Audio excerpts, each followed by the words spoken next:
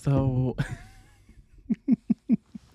the Monty that filmed this morning was very is not even the right word, to be honest with you, but they were an ambitious individual. The plan for today was to grocery shop, get caught up on my currently reading shelf book reviews on Goodreads, and then maybe slow cook some chicken so I could shred it after I got done from the grocery store. And I did a couple of, oh god damn it, I left some stuff in the car. It is not my night. Anyway, it's not my day, but I did the grocery shopping and I did listen to a tiny bit of the book I decided to pick up today, which was The Love Lyric by Christina Forrest. And I picked this up, even though I'm kind of, I don't say I'm over romances because I just listened to one yesterday and had a delightful little time. And they've been really great palate cleansers between all of the Michael Connelly. But the Love Lyric specifically was an interesting choice to make because I did not like the other two books in this series, the Neighbor Favor and I forget what even the pink book is called. Yeah, it's not there. I think I liked the pink book a little bit more.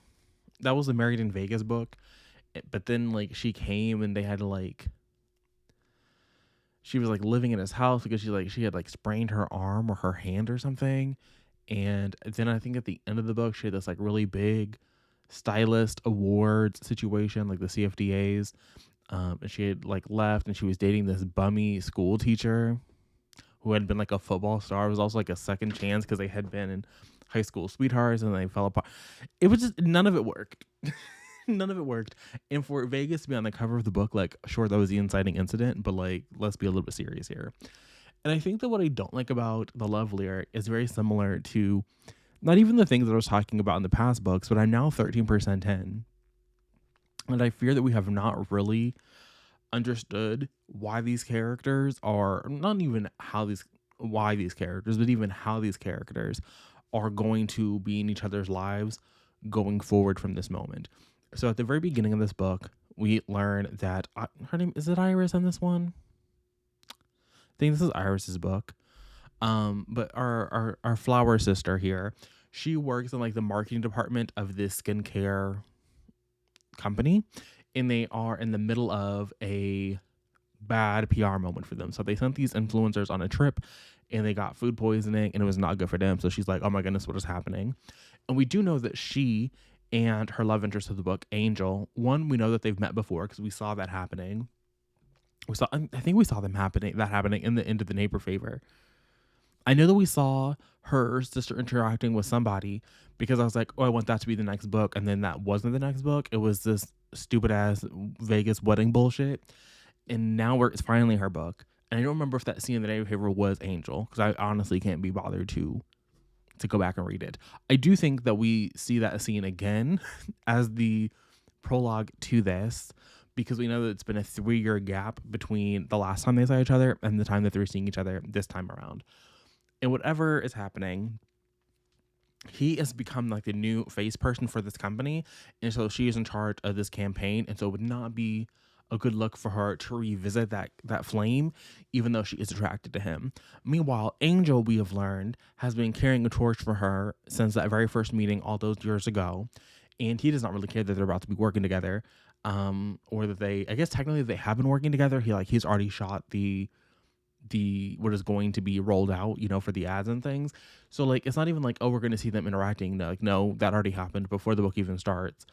And so I really don't understand like what is really gonna bring them back together. We are also understanding that his music career is not exactly where he wants it. He got started in doing like gospel music. He put on a gospel record and that did okay, but he was like, not really, his heart was not in it. Like that's just where he got signed. What he really wanted to do was some secular music. He really wanted to do R&B. And so when he turned 18, 21, when he got older, he did leave and he moved to Los Angeles, which I don't really know if like LA is a place you go if you want to like have a music career. I mean, what do I know? I didn't go anywhere, but I feel like people always go to like New York if they want to have like a music career, and then they go to LA to have like a movie career, but he did it the other way around. And it's not that I don't think there are, record labels in Los Angeles. Like I'm sure that they exist there. But in my head, like you go to New York for music. But maybe I'm wrong. Maybe what do I know? Who was Monty? And it also seems a little bit. No, he's from Georgia, so like even going to New York, I think would be cheaper. But what do I know? So he shows up in Los Angeles and he does some open mic nights and he puts himself up on SoundCloud and eventually does get a record deal. And his first album is kind of R&B, but it's not as R&B as he really wants it. And then definitely for his second album, it like leans even more into this pop space. And so now he and the record label are fighting because they told him that for his third album, it could be straight R&B, no pop influences, and they keep rejecting all his music. And to be honest with you, I really don't care, but I really don't care about you wanting to put R&B music, and are you not going to put R&B music? Because I'm still scratching my head thinking, how are you and this girl going to get back and interacting with one another? And we're already 13% in. And all the other books that I've loved this year, by this point in the narrative, not only have they interacted, which this book has, we've seen them interacting in the present timeline, not just in that 3 years before. So that's a good one. But I already have like a semblance of understanding like how we're going to move forward from here. And then I get to see this, I get to go on the journey of the story. I get to have the journey of everything sweep me away. And already I feel like we are a significant chunk into this book. And I feel like I should have some answers to some things. And I just simply don't. And also I feel like I should care a little bit more than I do, because not only do we have this happening with Angel, we have Iris. So Iris is not new to this. She had been married. She has a child. She had lived a life, and her former husband was killed in a car accident. And so a lot of her chapters apparently are going to deal with grief. And I'm sorry, like, again, this is problematic Monty reaching out through the computer screens, but I don't care about her dead husband or how she feels about this dead husband that we don't even know. Because I'm pretty sure that he's been dead the entire time. It's not even like, oh, if you read The Neighbor Favor, he was alive. I'm pretty sure he was dead in The Neighbor Favor. So, like, it'd be one thing, because again, I'm pretty sure we saw her and the Angel in this interaction in The Neighbor Favor. And so, like, to me, it'd be one thing if you're reading this little sisters love, the trilogy of three sisters falling in love, and we saw in the first book her husband get killed, or saw her dealing with that, and now in the third book we're seeing her going on this healing journey. It's been a lot of time has passed because both her sisters are now married and wed and moved on, and now we're seeing her get to heal and find new love and realize that like it's not erasing what she had with this person. But already when we're in your chapters for the first time and you're talking about how you could never have another great love and you can never have this and you can never have that, I'm just like, okay, then let's not do it. Like, why are we here? If your internal monologue is you already had yours, you're not going to have anything else. And it's not even that I think that this man's going to be her next great love. He's going to sweep her off her feet and, change her life forever and ever. But it's like, if you, as the person I'm reading from, already don't believe that like you could even have anything, it's not even that, oh, I'm not in a position to because this is so fresh. It's like, no, this is years in the making. Like, he's been gone for a while. It's like you don't even think like you could even entertain somebody romantically ever. So then why am I here in this romance with you? And again, maybe if this was a new to me author, I could give the author some benefit of the doubt. But it's like, I'm coming into this, you got 2 strikes. You're on your. I'm winding up. I'm about to pitch the ball. I'm reading it. Like, this is probably like. It's looking more and more like it's going to be a strike. Like, we're not going to hit this ball and have a home run.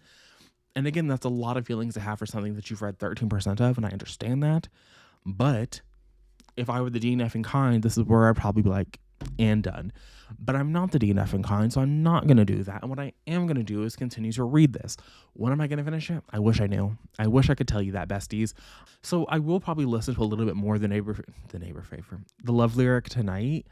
I would assume just based on the title and his like trying to go on this journey, I do feel like we're going to get a lot of him finding her as his like new muse, maybe.